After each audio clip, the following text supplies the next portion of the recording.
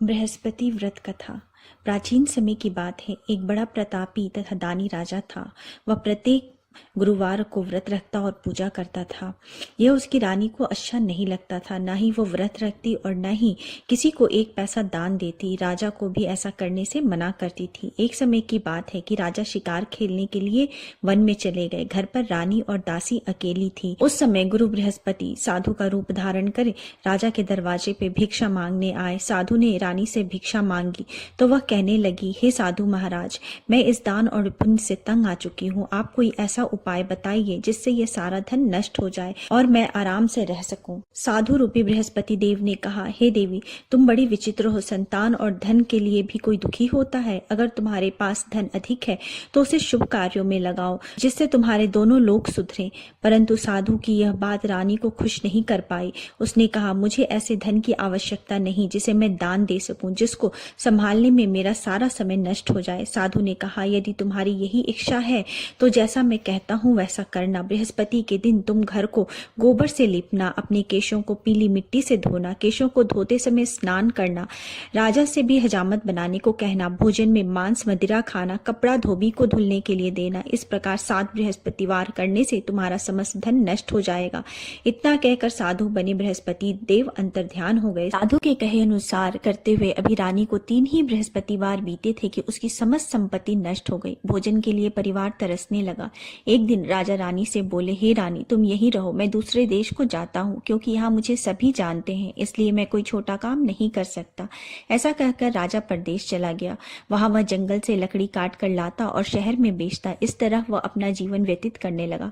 इधर राजा के बिना रानी और दासी दुखी रहने लगी। एक समय जब रानी और दासी को 7 दिनों तक बिना भोजन के रहना पड़ा, तब रानी ने अपनी दासी से कहा, हे दासी, पास ही के नगर में मेरी बहन रहती है, वह बड़ी धनवान है, तो उसके पास जा और कुछ खाने को ले आ, जिससे हमारा थोड़े दिन तक गुजर बसर हो सके।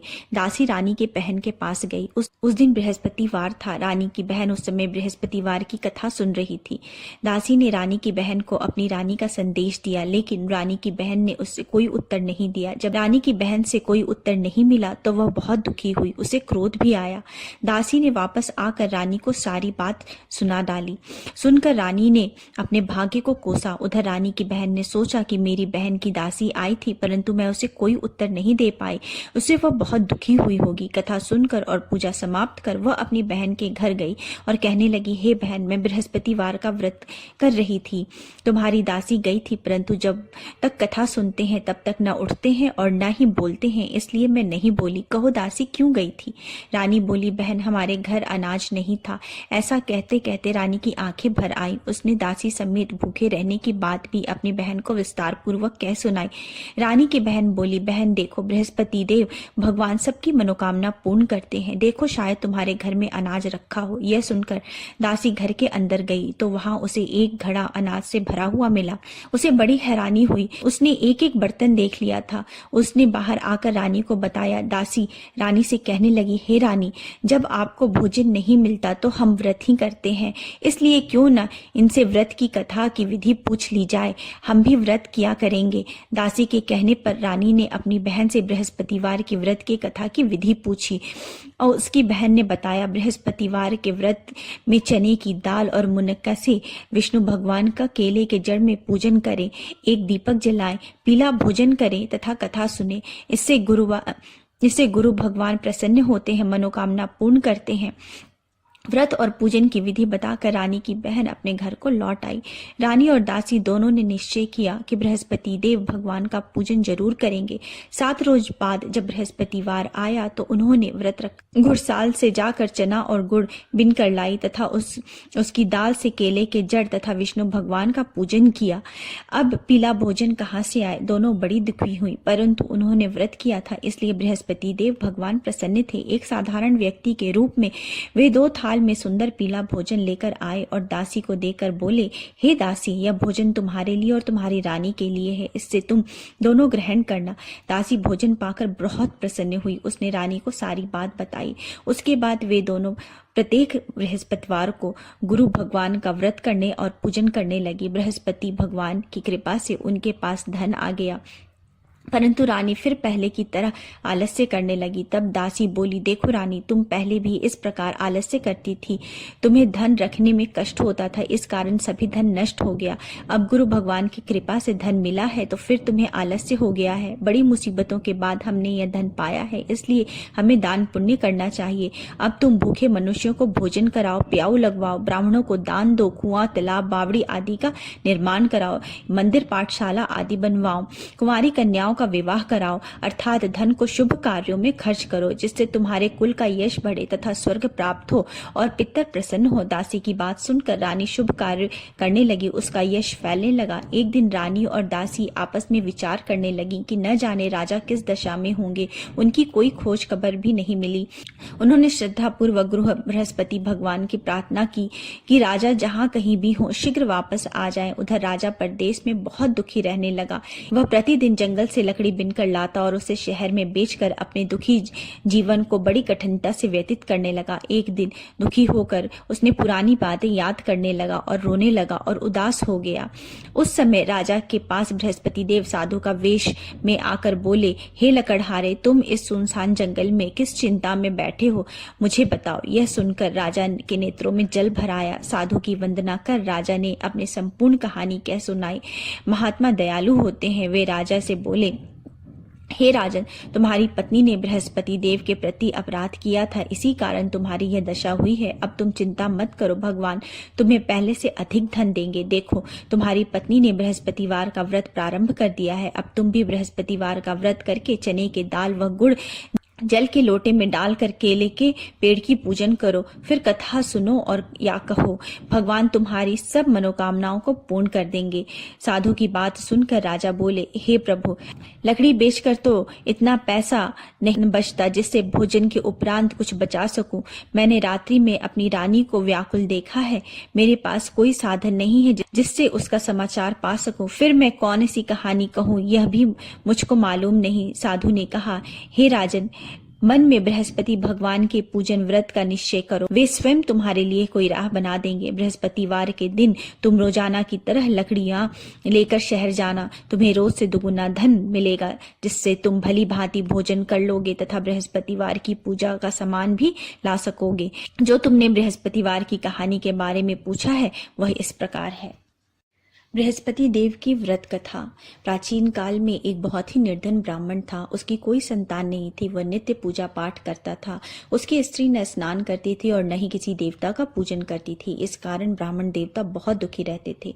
भगवान की कृपा से ब्राह्मण के यहाँ एक कन्या उत्पन्न हुई। कन्या बड़ी होने लगी। प्रातः स्नान करके वह भगवान विष्णु का जप करती थी। बृहस्पतिवार का व्रत भी करने लगी। पूजा पाठ समाप्त कर पाठशाला जाती और अपनी मुट्ठी में जौ भर के ले जाती थी और पाठशाला के मार्ग में डालती जाती। लौटते समय वही जौ स्वर्ण के हो जाते थे और उनको बीनकर वो घर ले आती। एक दिन वह बालिका सूप में सोने के जौ को फटक कर साफ कर रही थी। तभी उसकी माँ ने देख लिया और कहा कि हे बेटी, सोने के जौ को फटकने के लिए सोने का सूप होना चाहिए। दूसरे दिन गुरुवार था। कन्या ने व्रत रखा और बृहस्पति देव से सोने के सूप देने की प्रार्थना की। बृहस्पति देव ने उसकी प्रार्थना स्वीकार कर ली। रोजाना की तरह वह कन्या जौ फैलाती हुई पाठशाला चली गई। पाठशाला से लौटते वक्त जब वह जौ बिन रही थी तो बृहस्पति देव की कृपा से उसे सोने का सूप मिला। उसे वह घर ले आई और उससे जौ साफ करने लगी, परंतु उसकी माँ का वही ढंग रहा। एक दिन की बात है, कन्या सोने के सूप में जौ साफ कर रही थी। उस समय उस नगर का राजकुमार वहां से निकला। कन्या के रूप और कार्य को देखकर वह उस पर मोहित हो गया। राजमहल में आकर वह भोजन तथा जल त्याग कर उदास होकर लेट गया। राजा को जब राजकुमार द्वारा अन्य जल त्यागने का समाचार ज्ञात हुआ तो वे मंत्रियों के साथ अपने पुत्र के पास आ पहुंचे और कारण पूछने लगे। राजकुमार ने राजा को उस लड़की के घर का पता भी बता दिया। मंत्री उस लड़की के घर गए। मंत्री ने ब्राह्मण के समक्ष राजा की ओर से निवेदन किया। कुछ दिन बाद ब्राह्मण की कन्या का विवाह राजकुमार के साथ संपन्न हुआ।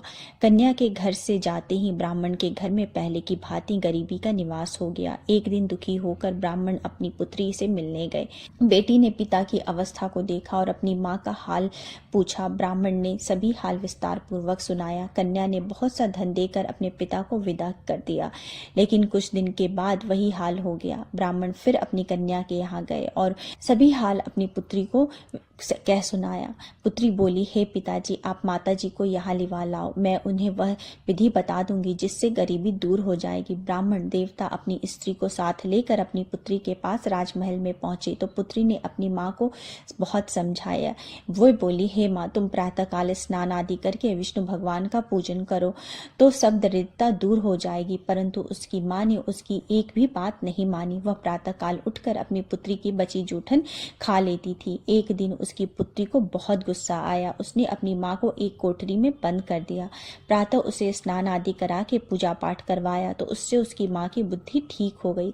इसके बाद वह नियम से पूजा पाठ करने लगी और प्रत्येक बृहस्पतिवार को व्रत भी करने लगी। इस व्रत के प्रभाव से मृत्यु के बाद वह स्वर्ग को प्राप्त हुई। वह ब्राह्मण देवता भी सुखपूर्वक इस लोक का सुख भोग करके स्वर्ग को प्राप्त हुए। इस तरह कहानी कहकर साधु बने देवता वहां से लोप हो गए। धीरे धीरे समय व्यतीत होने पर फिर बृहस्पतिवार का दिन आया। राजा जंगल से लकड़ी काट कर शहर में बेचने गया।